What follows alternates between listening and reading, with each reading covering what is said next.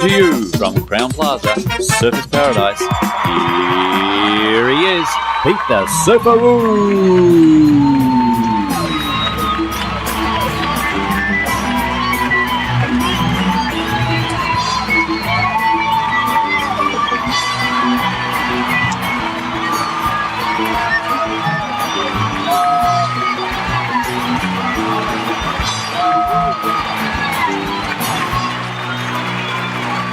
Welcome back, everybody, to Four Winds Restaurant here on the 26th floor.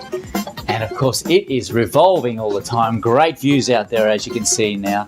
Day and night, lunch and dinner. And it's at the Crown Plaza. Don't forget, come up and check it out. Today, we've got another great athlete from the Gold Coast. He's a big, mean man. He's tough.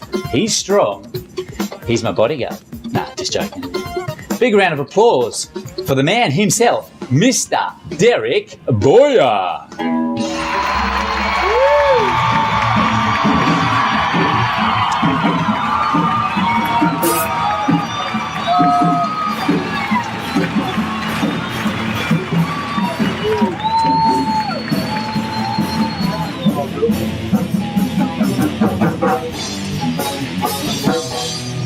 What's happening, Pete? Mate, it's all happening here today. Mr. Dereck, how are you, mate? It's good to be here, mate.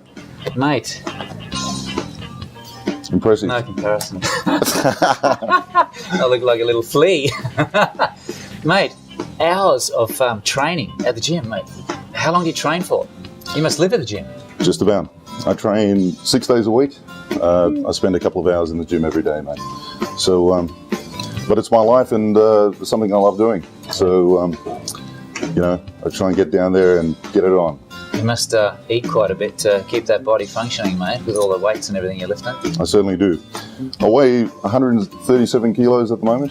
Wow. And to sustain that sort of body weight, you certainly need to ingest a lot of calories. So if I'm not in the gym training, you know, I'm pretty much eating just about all day long. Cool.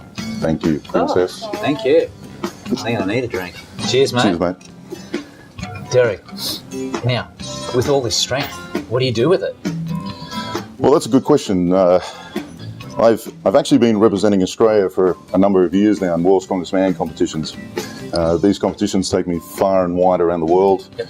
and I compete against the strongest men from different countries. So a lot of big Scandinavians that I come up against, Russians, Americans, and as I said before, we get it on. Yeah. Find out who's the strongest man in the world. Wow. And that's your challenge, that you just do that all around the world, eh? That's correct.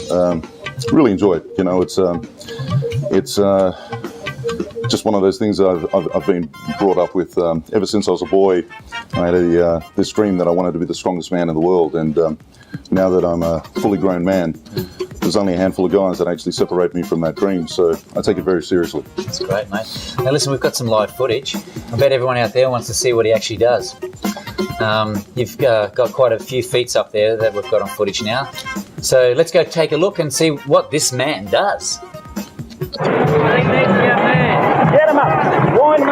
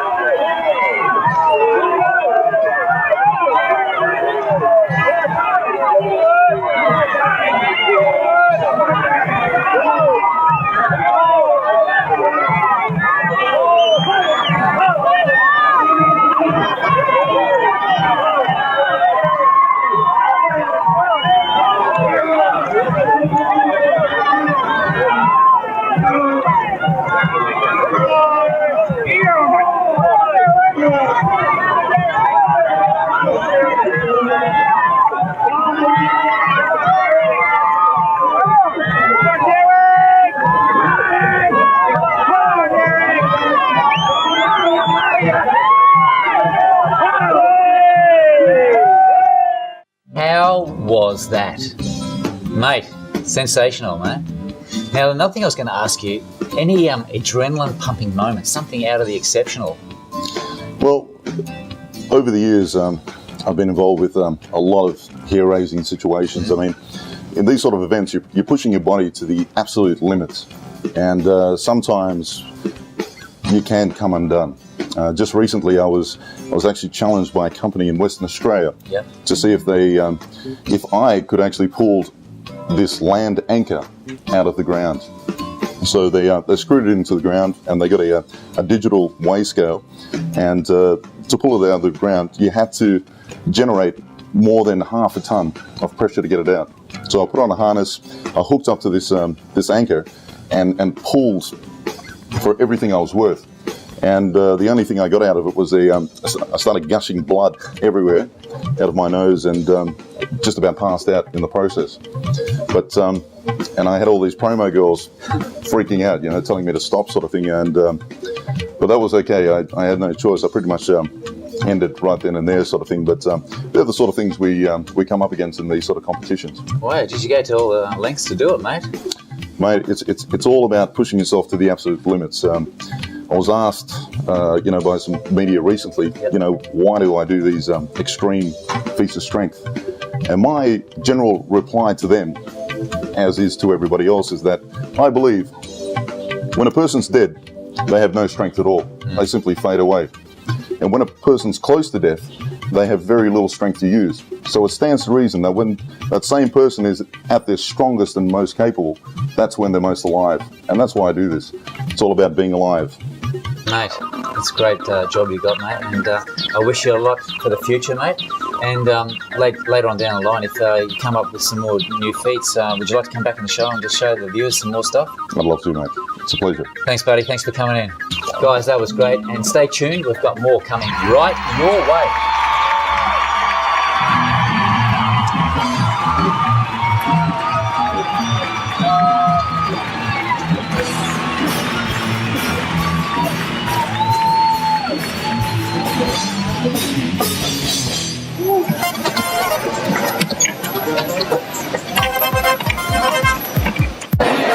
Okay, the rules once more, guys and girls. No hang up beside the board, okay? So as soon as you grab the rails, we'll call it, we'll stop the machine and you'll go. The rest is up to yourself as long as you can. Now, of course, the belts will be put around you as normal, but this time, if you balance on the lifeguard or if you pull on the belt, the balance will stop the machine that you'll go. So it's totally up to yourself to stay on as long as you can. Now, the best time wins, of course. We've got our different sections. We've got the under sixes, we've got the over sixes, and we've got the mums and dads section. So everyone's got sort of in there for the running for the prize. What's your best score you got this week in one of the heats? 40? Yeah, that's good. And you? 42. That's pretty good. So you reckon you do all right here today in the finals? Lots of prizes up for grabs, eh? Well, good luck. Hope you win a prize in the grand finals. Cool. Any more girls? Grommets? No? Are you ready to go? Good luck to you. This is 7, 2, 1. She's focused. Oh my God!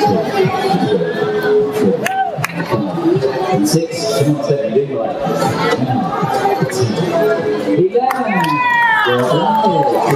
11. Troy, Stacey, and then we've got Matilda. Wait on. Here we go. We count down to 3. Are we ready? 9, 10, 11, 12, 13, 14, 15, 16, 17, 18, 19, 20, 21.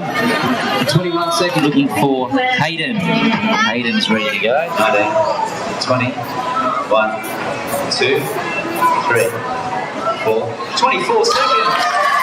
9, 10 now.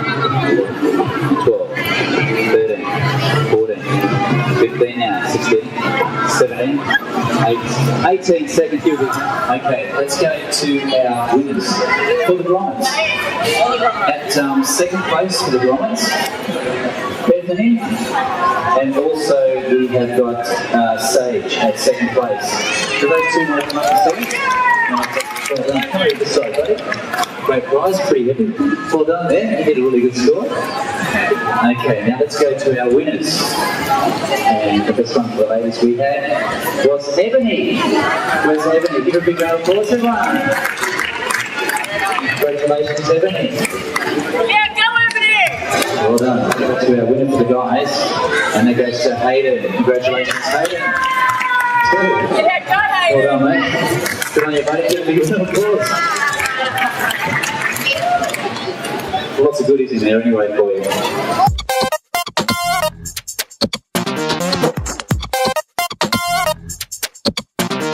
Welcome to Legally Yours. Bruce is a solicitor on the Gold Coast who practices principally in work cover law and personal injury law. Here is Zoe to read your question.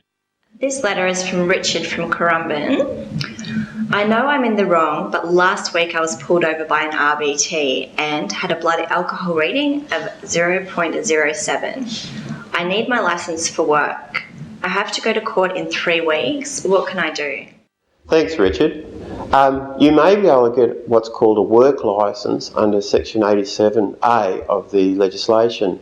You're only eligible to get a work licence if 1. You're under 0.15, 2.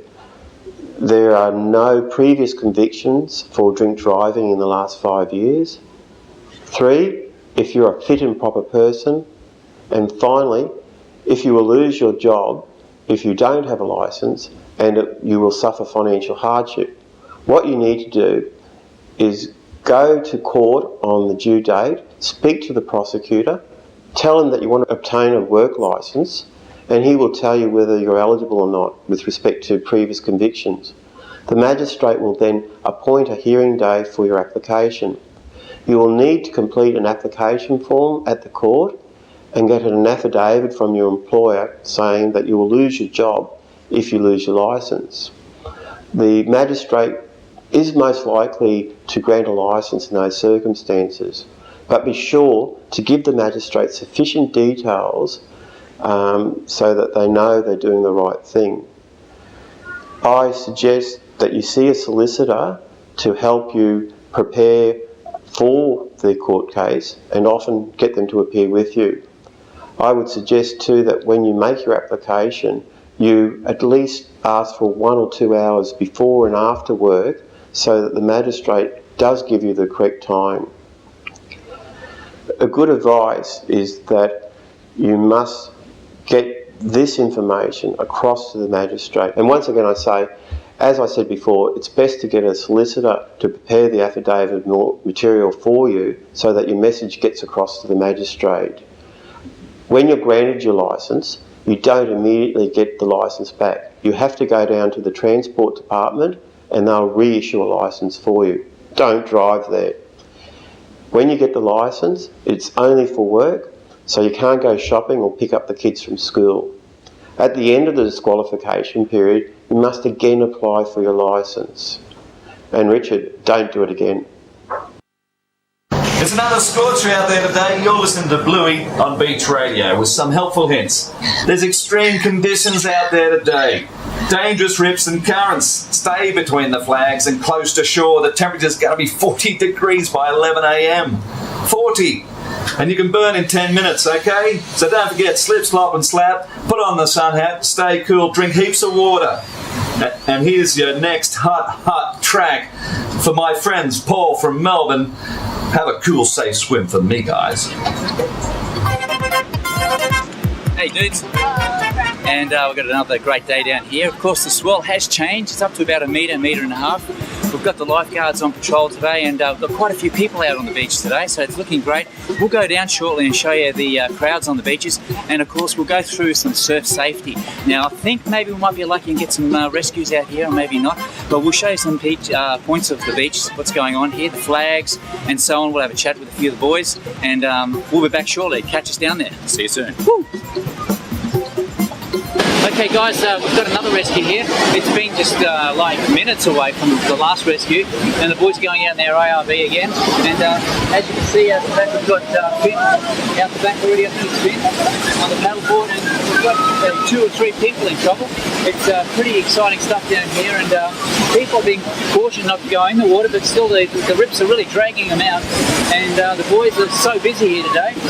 As you can see, the ARB is ready to go, and we've got a paddleboard out there already with a couple of guys, and the water is just sucking them out. They're just useless swimming against that rip. Totally useless swimming against that rip. And of course, the harder you swim, you just get dragged out. You don't know what to do out there. Of course, if you do know what to do out there in swimming, you've got to swim either diagonal or across the surf, not straight out against it, because you won't even move. Craig, mate, what's going on now? We've got the boys going out again. Have we got a big rescue on this time? Yeah, actually this is a little bit more extreme. We've got a swimmer right beyond the back bank there. So we dispatched the board. He's coming in now. And the IAB is just going to get out there, negotiate those waves, and see if we do it together. Yeah, she's going pretty bad out there. Mass rescue out there. Got about 3 or 4 guys in trouble. As you can see, the swell's only around about 1 metre to 1.5 metres. It doesn't look that big at the moment, but she's pretty big when you're out the back there and pumping away, because you've got that sandbank. Everyone's trying to swim out the sandbank. Can't make it.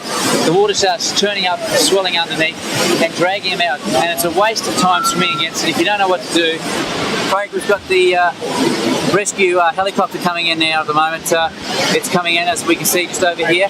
I'm just checking out the rescues here, because the situation is really bad at the moment here on the beaches. That's right. So, if you can get through to 575 once the traffic clears down on the radio. Guys, it's pretty busy out here. You can see the boys already just even no time to sit down near the beach here at the moment. We're just waiting with their paddleboards, because it's just unknown with these guys just being, they're really close into shore, but it only takes a little bit for that swell to pull them out, Craig, mate. It's pretty bad, eh? So what we've just asked now is our Westpac Lifesaver 5 traveller just to come and do a flyby now. Okay. So she'll just give us a good position of our flags, which they can go through the air that we may not see. Okay, buddy.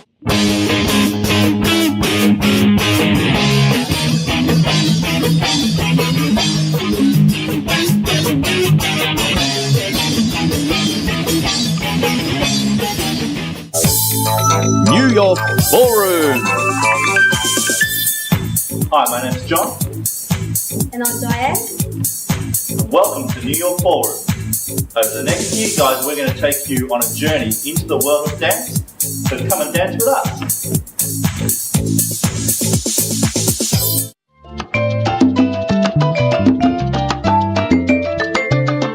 Dereck and Linda, part of the New York Ballroom team, introing tonight, demonstrating some modern waltz. Muñeca, que yo no lo hago más. Me encontraste en los brazos de otra nena. Son diversiones que no valen nada. It is generally agreed that salsa has its roots in Cuba, but it was the large number of Puerto Rican immigrants in the United States that brought salsa its current popularity. New Yorkers lay claim to starting the international salsa craze. It is said that the term salsa comes from the disc jockeys in the clubs shouting salsa, salsa, all meaning spice it up, spice it up. No lo hago más. What is your favourite dance? Salsa. Salsa, yeah? In the competition side, you don't actually get to dance salsa. But why is salsa your favourite dance? Wow, I suppose there's no set chorus. Yep. The guys leave whatever they want. Yep. Basically, the girls have to be on their toes all the time. Yep. That's something I do like, and keep them on their toes. Yeah, it's beautiful. Yeah, it's a lot freer. The music is infectious. It makes you want to dance. Definitely. Peter and Rhonda warming up for the Conrad Jupiter's Queensland Championships. Notice how they're pumping their legs to get their heart rate going and the adrenaline pumping. La música es mi vida, mi compañera y mi amiga. Con ella me he desvelado para divertir el mundo. Mi voz es la mensajera de la música latina. Introducing Nick and Danny, part of the New York Ballroom team, instructing Latin metal classes in Mambo. Haberme dado el don como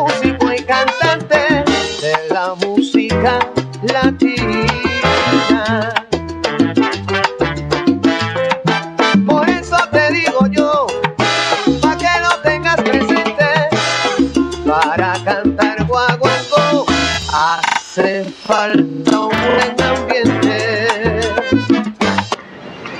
And this is a step that we like to call salsa turns, very basic. We all step back, one, and we swap sides with each other with a little turn. We all step back again, and we swap sides with each other. So we're just swapping sides. 5, 6, 7. If you're doing it at home, together. When I turn down, I'm lifting the arm up, and when I turn, I just step across.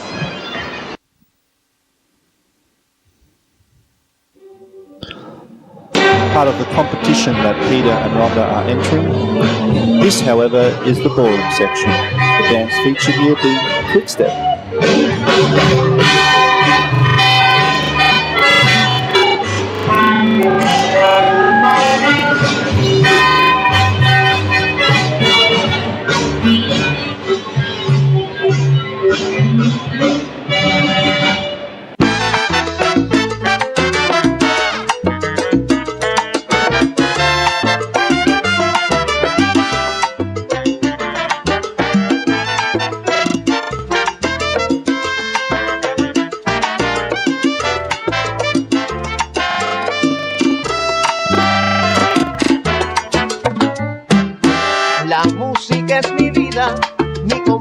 That's it from New York Ballroom. We are going to leave you with some salsa instruction. Practice hard, and we'll see you next time on Pete the Surfaroo.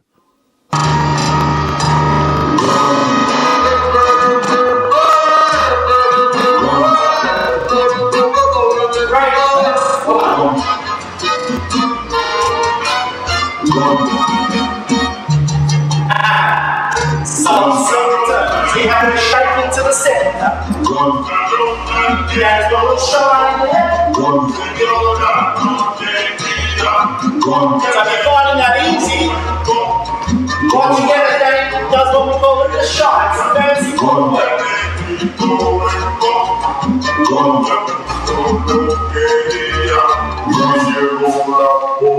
Sharp.